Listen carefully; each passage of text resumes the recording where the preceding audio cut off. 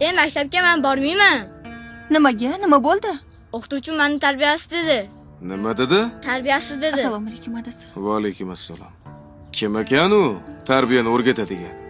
O'qituvchim adi. Ertaga men o'zim borib gaplashaman o'sha o'qituvching bilan, tushundingmi? Xo'p. Shumi o'qituvching? Ha. Yurchi. Assalomu alaykum. Va alaykum assalom. Yaxshimisiz? Rahmat. Kecha meni o'g'limni betarbiya degan sizmisiz? Ha, menman. O'tir bolam. Nima unaqa dedingiz?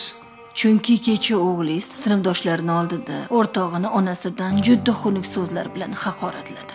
Onasidan? Ha. Ha, bu o'g'il bola-yu. Onasidan so'kkan bo'lsa, so'kkandir. Onasini ham urmagandir. Urmadingmi? Yo'q. Ha, bo'ldi, urmabdi-yu. Bizning maktabda so'kinadigan dars yo'q. Hayron bo'ldim bu bola bunaqa xunuk so'zlarni qattan o'rgandi ekan deb. Qatdan o'rganibdi? Mana endi tushundim.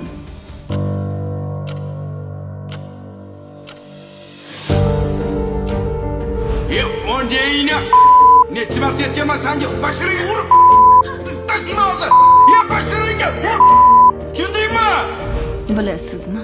Farzand tarbiyalashning eng oson yo'li eng avvalambor ota-ona o'zini tarbiyalashi kerak. Tushundim.